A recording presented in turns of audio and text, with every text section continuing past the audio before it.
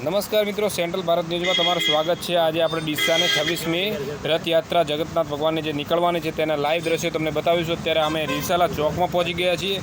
રીસાલા ચોકની અંદર પોલીસ બંદોબસ્ત અને તેમના કાર્યકર્તાઓ સેવકો પણ હાજર છે। તમે જોઈ દો, લાઈવ દર્શન તમને જગન્નાથ ભગવાનના કરાવી રહ્યા છે। તમે જોઈ શકો છો મિત્રો, અત્યારે આપણે સેન્ટ્રલ ભારત ન્યૂઝ પહોંચી ગયો છો ડીસાના રામજી મંદિર। નમસ્કાર, સેન્ટ્રલ ભારત ન્યૂઝમાં તમારું સ્વાગત છે। આજે ફરીથી આપણે ડીસાની અંદર એક ભગવા રંગની સાથે અને ભગવાન જગન્નાથની જ્યારે રથયાત્રા નીકળવાની હોય જે ખુશીની અંદર તમામ આગેવાનો પ્રમુખ તેમજ પૂર્વ ધારાસભ્ય જે શશિકાંતભાઈ પંડ્યા જે દર વખતે પ્રથમ અહીંયા આવી જ જાય છે, તેની તૈયારી પણ સારી રીતે કરાવે છે। ત્યારે સ્વયંસેવક પણ અહીંયા હાજર છે। આપણે અત્યારે ભગવાન જગન્નાથના પણ દર્શન તમને કરાવીશું। જોઈ શકો છો કે ભગવાન જગન્નાથ અહીંયા તૈયાર થઈ ગયા છે। થોડીક ક્ષણોની અંદર અહીંયા રથયાત્રા પ્રારંભ કરવામાં આવશે, જે ડીસાની અંદર 26મી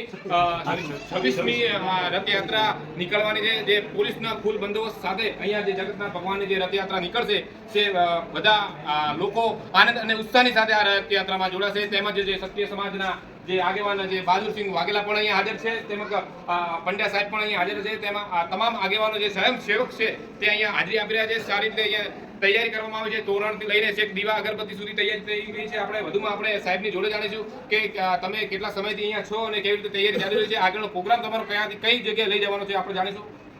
જણાવશો સાહેબ? બોલો જગન્નાથ ભગવાન કી જય। મિત્રો, ડીસા ખાતે આ 26મી ભગવાન જગન્નાથજીની આજરોજ રથયાત્રા નીકળવાની છે।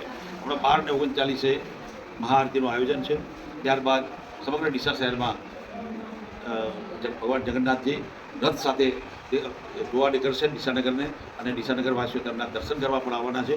દર વર્ષની જેમ હજારો યાત્રિકો ભગવાન જગન્નાથજીના દર્શન કરવા આવતા હોય છે। જ્યારે આ યાત્રા ચાલુ થઈ ત્યારે જે તે સમયે ખૂબ મર્યાદિત યાત્રાઓ હતી ગુજરાતમાં, અને મને યાદ છે અમે લોકો જ્યારે યાત્રા એ વખતે સંઘર્ષભર્યો સમય હતો, યાત્રા ચાલુ ન થાય તે માટે પણ પ્રયાસો થયા હતા। પોલીસે પણ ના પાડી હતી, પરંતુ સમગ્ર ડીસાનગરવાસીઓની લાગણી હતી કે ડીસાનગરમાં આ ભગવાન જગન્નાથજીની રથયાત્રા નીકળવી જોઈએ। એ વખતે ફાઉન્ડર મેમ્બર તરીકે જે તે સમયે 5-7 લોકો 8 લોકો હતા, એ પૈકીનો હું એક છું।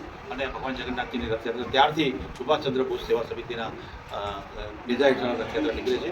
અત્યારે વર્તમાન સમયમાં અમારા તાલુકા ભાજપના પ્રમુખ અને ક્ષત્રિય સમાજના આગેવાન એવા સુભાષ સેવા સમિતિના પ્રમુખ તરીકે બહાદુરસિંહજી વાઘેલા આ જવાબદારી સંભાળી રહ્યા છે, અત્યારે ઉપસ્થિત છે। ડીસાનગરના પ્રથમ નાગરિક એવા સંગીતાબેન દવે પણ અત્યારે ઉપસ્થિત છે। ડીસા નગરપાલિકાના ઉપપ્રમુખ ભાઈ શૈલેષભાઈ પણ અત્યારે ઉપસ્થિત છે। મહિલા મોરચાના આગેવાનો પણ છે, રથયાત્રાના સંચાલકો કહેવાય, બધા લોકો અહીંયા ઉપસ્થિત છે। વિશાળ સંખ્યામાં બહેનો પણ અહીંયા આવ્યા છે। અમારા શેઠ જે દર વખતે ભગવાન જગન્નાથજીના આશીર્વાદથી રથમાં બેસે છે એવા જુગલભાઈ અગ્રવાલ પણ અત્યારે ઉપસ્થિત છે। સમગ્ર ડીસાનગરવાસીઓ કહેવાય કે આગેવાનો, વેપારીઓ, શ્રેષ્ઠીઓ બધા લોકો આવે છે ભગવાન જગન્નાથજીના ચરણોમાં માથું ટેકવી, આવનારું આગામી વર્ષ ખૂબ સારું, સુખમય, સમૃદ્ધિમય જાય એવી પ્રાર્થના સૌ કરતા હોય છે। અને ભગવાન જગન્નાથજીના કહેવાય કે આશીર્વાદ ડીસાનગર માટે સદાય ફરતા હોય છે, અને ડીસાનગર હંમેશા આર્થિક ઉત્તરોત્તર પ્રગતિ કરે છે અને પ્રગતિ કરતું રહે છે ભગવાનના આશીર્વાદથી। અત્યારે ટૂંક સમયમાં યાત્રા નીકળવાની છે, અને આપ સૌ યાત્રા જોશો તો ખબર પડશે કે ડીસાનગરવાસીઓ કહેવાય કે એમ કે હેલી આવી છે એમ કહીએ તો ઓછું નથી। આજે બીજું કે કચ્છનું નવું વર્ષ છે, અષાઢી બીજ છે, એટલે કચ્છમાં પણ આવતા દિવસે મોટો પ્રસંગ થતો હોય છે। વર્ષોથી કચ્છી લોકો અષાઢી બીજના દિવસે નવું વર્ષની ઉજવણી કરતા હોય છે। એમ આ ભગવાન જગન્નાથજીની યાત્રા આજે 26મી પ્રસ્થાન હમણાં ટૂંક સમયમાં થવાનું છે।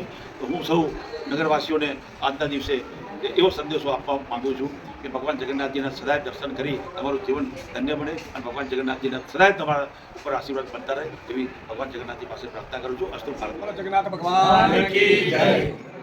આજે 26મી ભગવાન જગન્નાથની રથયાત્રામાં ઉપસ્થિત આપણા પૂર્વ ધારાસભ્યશ્રી, આપણા નગરના પ્રમુખશ્રી, આપણા નગરના ઉપપ્રમુખશ્રી રાજકોટ સાહેબ, રાજાભાઈ જિલ્લા ડેલિગેટશ્રી, અને સદાય હમણાં જેમણે વાત કરી કે સદાય રથના દાતા મને અગ્રવાલ સાહેબ, એમના પરિવારજનો, તમામ વડીલો, યુવાનો, માતાઓ અને બહેનો, આ પ્રસંગે બધા નથી બદલ જગન્નાથ ભગવાનના રથયાત્રા નિમિત્તે સૌનો દરેકનો ખૂબ ભેદભાવ રાખ્યા છે। કોઈ રાજકીયથી પર રહીને માત્ર ને માત્ર જગન્નાથ ભગવાન પોતાના હૈયામાં બસાઈ દે છે અને હિરોળે ચડે છે આખું દિશા, શહેર અને તાલુકો।